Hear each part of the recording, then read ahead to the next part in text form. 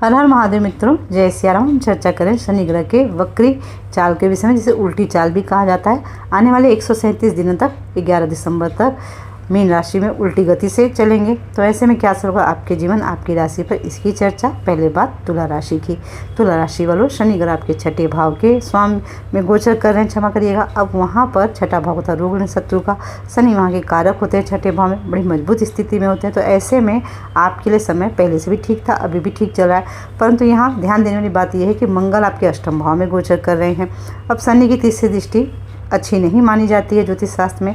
तो शनि की तीसरी दृष्टि के कारण यहाँ पर चोट चपेट लगने के प्रबल योग बन सकते हैं। तो आपको बहुत सावधानी रखनी है। स्वास्थ्य में चल रही परेशानियाँ जो है धीरे धीरे समाप्त होंगी। इस अवधि में आपके खर्चे बढ़ेंगे शनि के कारण। तो यहाँ पर आपको इस बात का भी ध्यान देना है। यात्रा के योग बन रहे हैं, यात्रा लाभदायक रहेगी। छोटे भाई बहनों के रिश्तों में सुधार होगा। जीवन साथी संबंधों में थोड़ा सा तनाव मतभेद उत्पन्न हो सकता है। विद्यार्थियों को गोचर बहुत अच्छा रहने वाला, सफलता के योग बनेंगे। करियर की दृष्टिकोण से समय अच्छा रहेगा। दसम भाव में आपके उच्च के गुरु चल रहे हैं, जिस वजह से शनि का जो निगेटिव इफेक्ट है आपके ऊपर कम आ रहा है। अब चर्चा करते हैं वृश्चिक राशि के विषय में। वृश्चिक राशि को शनि का गोचर आपके पंचम भाव में हो रहा है, वहीं पर शनि ग्रह वक्री हुए हैं। तो शनि की जो तीसरी दृष्टि है ना, आपके सप्तम भाव पे जा रही। सातवां भाव होता है व्यापार का, साथ में जीवन साथी का। तो यही दो चीज़ें आपकी ज़्यादा अफेक्ट होने वाली हैं शनि के वक्री चाल के वजह से। तो ऐसे में आपको ध्यान रखना है, जीवन साथी की बातों को ध्यान से सुने, समझने का प्रयास करेंगे शांति से। व्यापार में यदि हम चर्चा करें तो बिजनेस पार्टनर की बातों पर आपको ध्यान देना है। निगलेक्ट नहीं करेंगे, लापरवाही नहीं करनी है। आप अगर लापरवाही करेंगे तो यहाँ आप स्कैम का या ठगी का शिकार हो सकते हैं अपने ही बिजनेस पार्टनर के द्वारा। और इस समय आपका जो झुकाव है ना, अध्यात्म की ओर जाएगा, क्योंकि पांचवें भाव में शनि का वक्री हो रहे हैं। तो ऐसे में ऊपर से गुरु की दृष्टि भी है।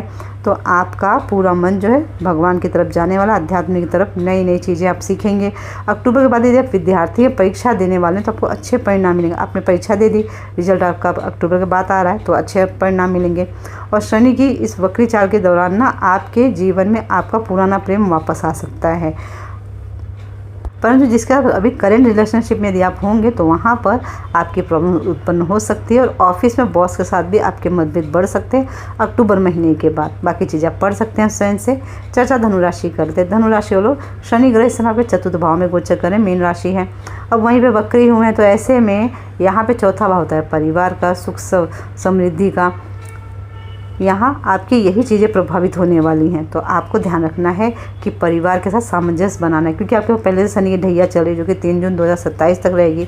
अब शनि की तीसरी दृष्टि जो है ना आपके छठे भाव पे जा रही है। तो यहाँ आपके शत्रु जो हैं उनसे सावधान रहना। गुप्त शत्रु अचानक से बढ़ सकते हैं। अब गुप्त शत्रु कोई भी हो सकता है, चाहे आपका परिवार का सदस्य हो, ऑफिस में कोई हो, रिश्तेदार कोई हो, पड़ोसी कोई भी हो सकता है आपका गुप्त शत्रु। तो ऐसे में गुप्त शत्रु से सावधान रहना है। अगर आपने किसी से पैसे उधारी लिए हुए हैं तो आप उधार चुका सकते हैं, परंतु किसी को नया उधार नहीं देंगे, इस बात को ध्यान रखेंगे। और चौथा भाव जो होता है ज़मीन का भी होता है। तो यहाँ पर आपके प्रॉपर्टी से रिलेटेड प्रॉब्लम्स आपको यहाँ पे फेस करनी पड़ सकती है। यदि आप नया घर खरीदना चाहते थे, आप प्लॉट खरीदना चाहते थे, तो ऐसी चीज़ों में आपको बहुत ज़्यादा सतर्क रहना है, क्योंकि अगर आपने सतर्क नहीं रहे तो यहाँ आप स्कैम का शिकार हो सकते हैं, आपके पैसे डूब सकते हैं। तो डॉक्यूमेंट्स सभी बहुत ज़रूरी, ध्यान से पढ़ लेंगे। परंतु ये है कि आप लोगों के ऊपर दैवी कृपा बनी हुई है, तो ये अच्छी बात रहेगी। माता के साथ रिश्तों में सुधार का प्रयास आपको करना, क्योंकि आपके माता के स्वास्थ्य पर भी असर पड़ेगा, माता के साथ रिश्तों पर भी आपका असर पड़ सकता है, भाई बहनों के रिश्ते भी खराब होंगे। तो इन सभी चीज़ों को आपको ध्यान देना है।